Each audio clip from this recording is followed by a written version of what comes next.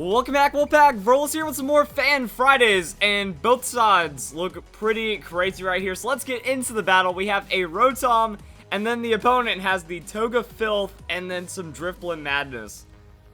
I don't even know who to root for. I mean, I have a soft spot in my heart for the guy that's bringing Drifblim and a Togekiss to the double battles, but at the same time, Volbeat can do some shenanigans. So let's go and see where this battle ends up going. And here we go, right into it. What's the lead going to be? Just a Z move right off of the bat. Okay, and that is going to be Rotom with a boost to speed. All right, boosting its speed unleashes the Z Snatch. Rotom with the Z Snatch. Rotom gets Snatch? What? Okay. And then Togekiss with the Follow Me. So Follow Me Togekiss. Looks like it's not trying to go for some flinch or anything like that. But then it's going to snatch his own Tail Glow. And then Drifblim gets a minimize. Okay. Okay, that was a pretty hectic turn. Because, yeah, you can snatch your own allies' moves. So, in that one turn, Rotom just got +2 speed, +3 special attack. And the Prankster means that you're pretty much guaranteeing that those... Wow, this is a brilliant Rotom. And the opponent, he got a free minimize. So, maybe that'll happen. Intimidate's going to do a thing. Togekiss is going to keep spamming that Follow Me. But Togekiss does not want to receive whatever Rotom is throwing down. A Discharge. Oh, no. And if it connects with Drifblim, it's absolutely over. Okay. I really like where this Rotom is going. That, you know, whenever you have... It's kind of like the Zapdos Garchomp combo a while ago that you discharge into the Earthquake and stuff. It's the same thing, except Rotom's at +3. Also going into the Oranguru, so it looked like the opponent... Oh, man. I feel bad, guys. I feel bad to watch this happen to the opponent. Because this looks like a modified original strat for me. Where I would like Drifblim into the Snorlax Belly Drums, and then Oranguru is looking to be the follow-up to that. Either extra stockpiles, extra stats, extra damage, and then to make sure everything dies. But Rotom set up too hard, and then the opponent is just getting wiped out right now. So the Discharge still hitting pretty hard. I'd expect it a little harder. You know, like Snorlax maybe dying after that, but split damage, maybe some more tankiness on the Rotom so it can survive. But yeah, Snorlax's Belly Drum is going to fail right there. No Trick Room for the Oranguru, and the opponent just forfeits. Yeah, you gotta take that loss right there when it goes that bad, but the Rotom's pretty brilliant, so let's go and check out some more of this. It's also on the rated battle spot, so playing for keeps with this strat. Love it. I always love those Fan Fridays where I want to see more. I can't wait to see more. And I want to see, like, just the strat. You know, it sets up, and then we're going to see how much of a massacre ensues. That's pretty much how this is going to unfold right now. There's going to be a lot of submissions as well. How many are there? There's 1, 2, 3, 4, 5. So we have 5. Might draw 5. Might do, like, 4 or something like that. We'll see. We'll see how fast these battles end up going. But this is a different one. Mesprit you don't see too often. Porygon 2 is a very bulky Pokemon. So, yeah, the Z-Snatch. Oh, no. Oh, he withdrew the Porygon 2. I wonder why. And then goes into the Tapu Lele. So, no Trick Room from the opponent. Like I was about to say, if you Z-Snatch and then you try to gain the speed and then you have the speed not work out for you, that could kind of be bad. But Rotom's tanky, so it just takes the hit and then blows everything up anyways. And I like that switch. I like the switch into the Ground-type Pokemon with this Rotom strat. And then you just, like, Scarf Landorus, or you do some stupid Landorus things. And that's the Z-Snatch. This is one of the most broken things I've seen out of the 7th generation so far. Like, this is classic Fan Fridays. This is some of the wildest strategy I've ever seen. I'm loving it. So, Trick onto Volbeat with the Charge Scarf. I mean, and there's a Focus Sash. So we know that Volbeat does have the Focus Sash, but it's switching out anyway. So now we have a Scarf Volbeat if we ever need that. Going into Gardevoir with that Telepathy, and Gardevoir is going to make use of the Psychic Terrain, and Rotom is also carrying a Shadow Ball. Wow, okay, so Tapu Lele, done. I guess Mesprit really doesn't pose much of a threat. That's pretty obvious right there. Even with that Thunderbolt onto the Rotom, Rotom's just difficult to deal with anyways. And then that's going to be a Dragonite. So how much damage are we going to see on the Discharge right here? So Gardevoir with that Telepathy doesn't really care, and the damage. So Dragonite is multi-scale. Surprisingly, it wouldn't have been a one-hit KO. Gets that process, because Discharge is really good. 30% chance Paralyze is pretty nuts. Thunderbolt onto Rotom. That's going to be it. Oh! The opponent is bringing it right now. So Z-move Dragonite. And the Dragonite is going to go and use the something. Supersonic. That's what I thought. I was like, wait, Supersonic Sky Strike. Is this like a fly Dragonite with that Z move? Going for the stab. All right, so going to go and crush into the Gardevoir. Gardevoir survives and psychs up. Oh no! And this strat also has Psych Up. Grabs the Rotom. Rotom discharges, and now let's see how much damage we can go and do to the Dragonite. Alright, I was about to say, if that didn't KO the Dragonite, I'd be upset. But after looking at the split damage, yeah, that works out pretty well. And then there's a Dazzling Gleam. Yeah, and that didn't do... Well, I mean, the Dazzling Gleam follow-up is still going to be pretty filthy. That's going to be the Porygon 2. And what's going to happen? So Porygon 2 downloads the attack. Not really going to get anything out of that. And are we just going to see a forfeit? No, the Rotom going to throw down the discharge. Okay, so what's the single target damage onto a Porygon then? Slightly not half. Something tells me that this is like tank Rotom investment. That, you know, is it... I don't think you need hit point speed when you're already getting +2 speed.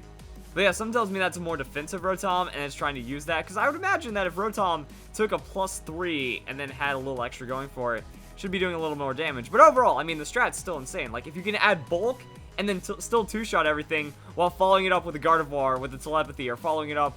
I don't know what Metagross is going to bring, but still a lot of filth and damage, I imagine. And I just love it. Like, the Volbeat, Illumise, I always pronounce it, it's like Illumise, I always say whatever.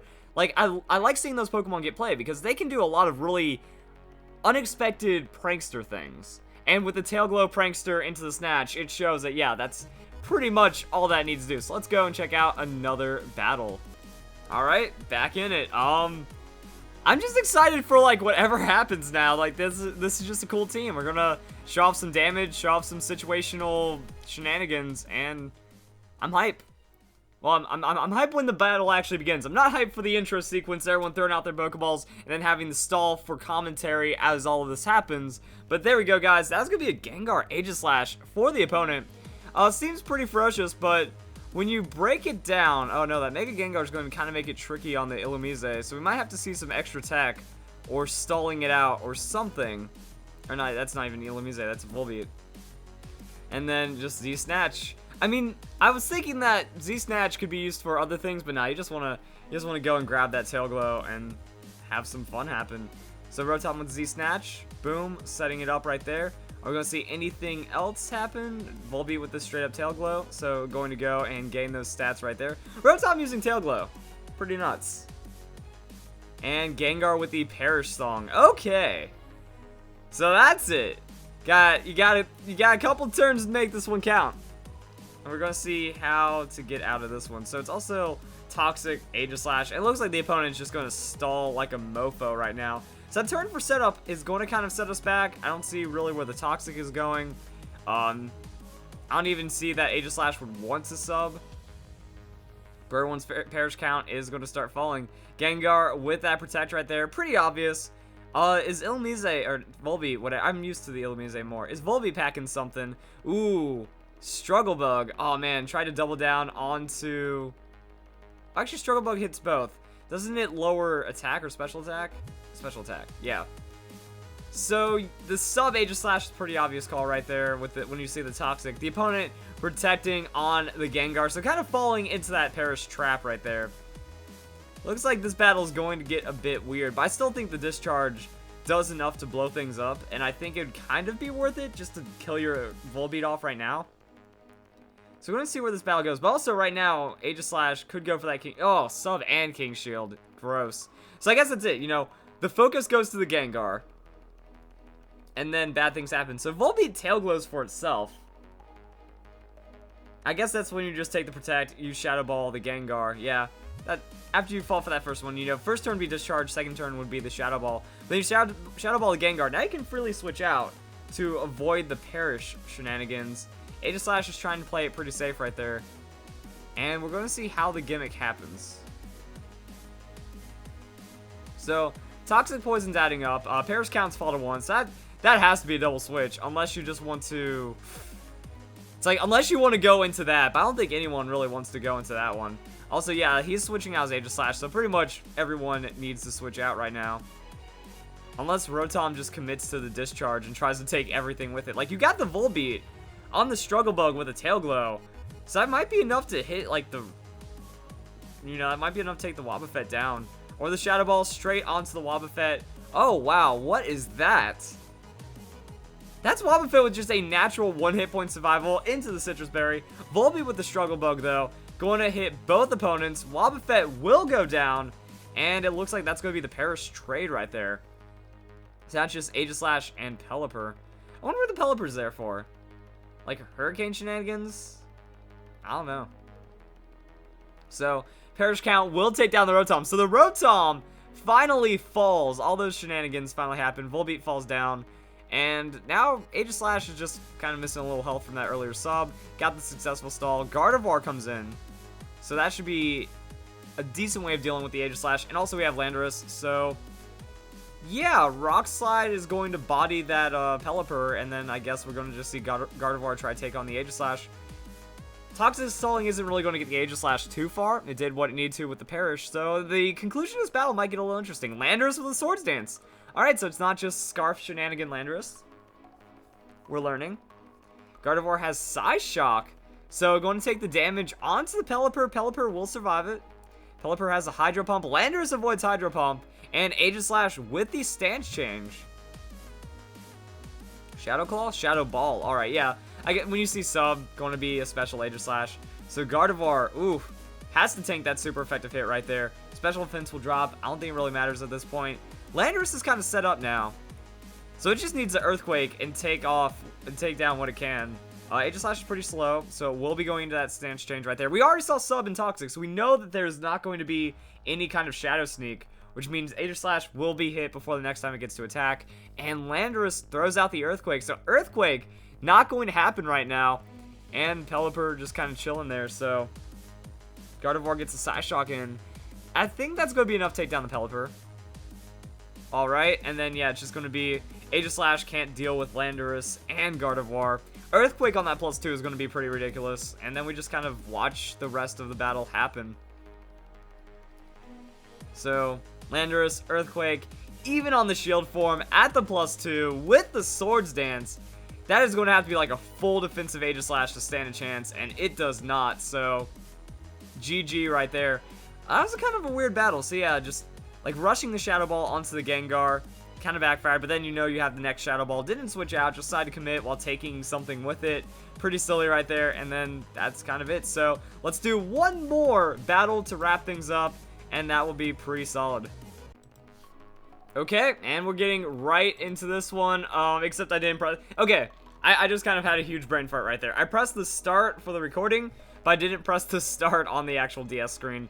So now we're getting into that. I don't even know what else there's to say. Like, it's just stupid setup power shenanigans. I mean, I love it. Like, the first time I saw it, I was like, that's all you need to know.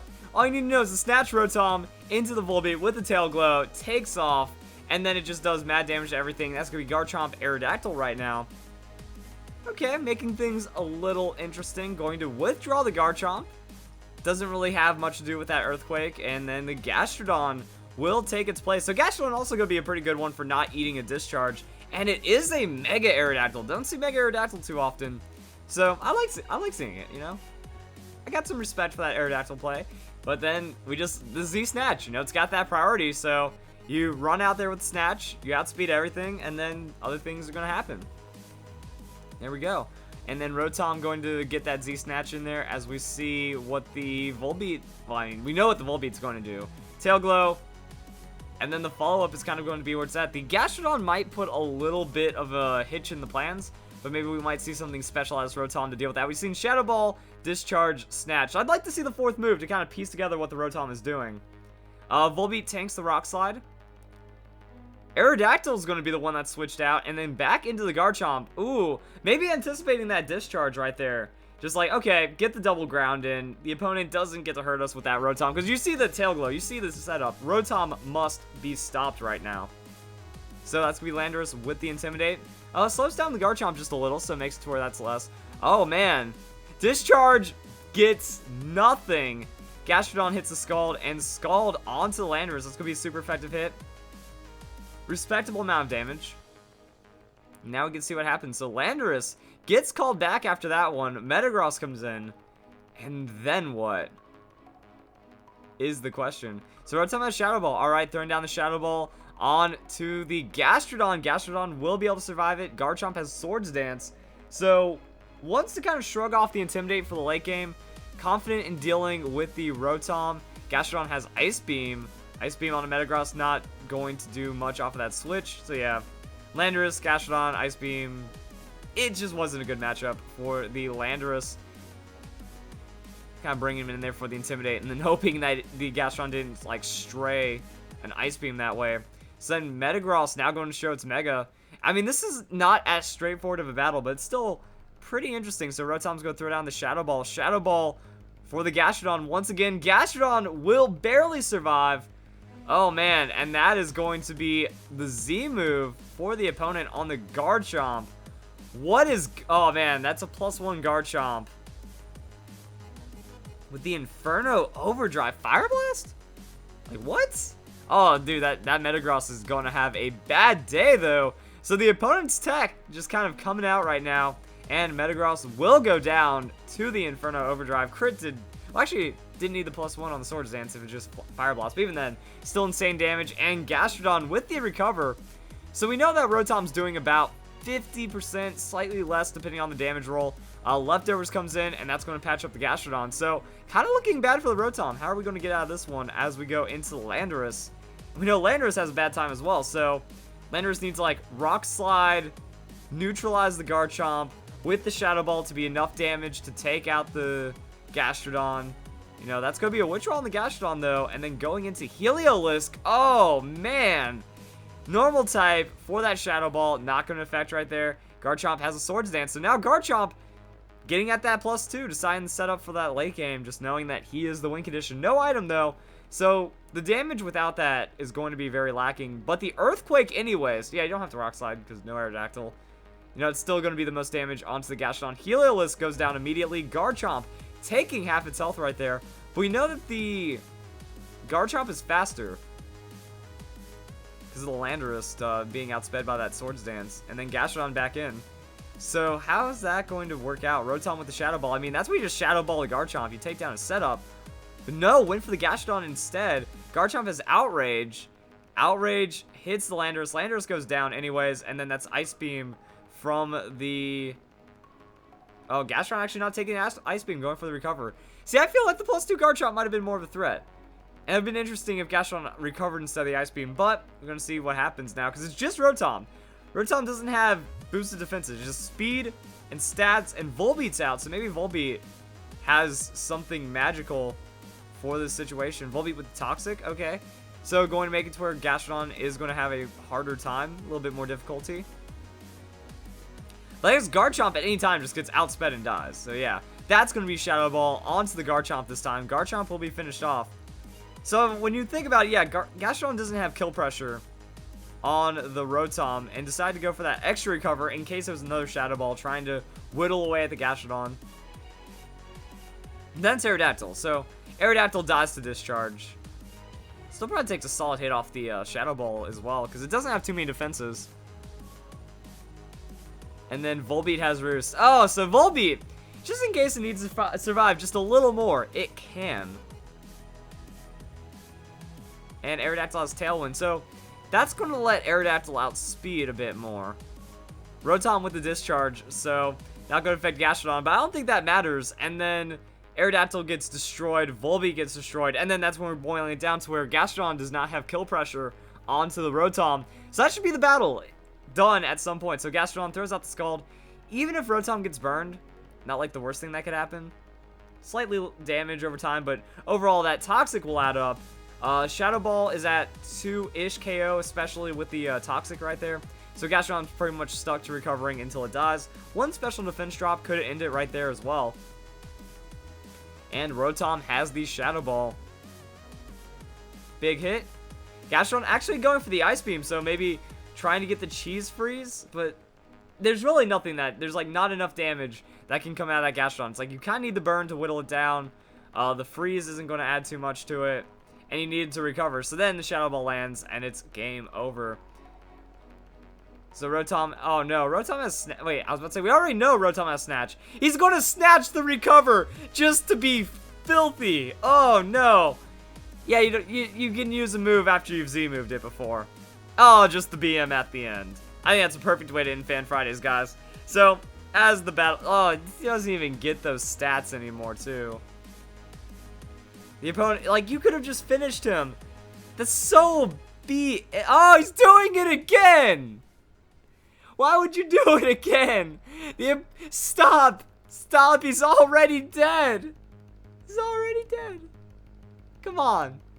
But yeah, like, if he doesn't have the Recover, then the Poison's going to take him down. You're faster. You can take the Shadow Ball. Oh, I was going to just conclude Fan Fridays right there, but my goodness. So if you want to be on Fan Fridays, comment a battle code down below.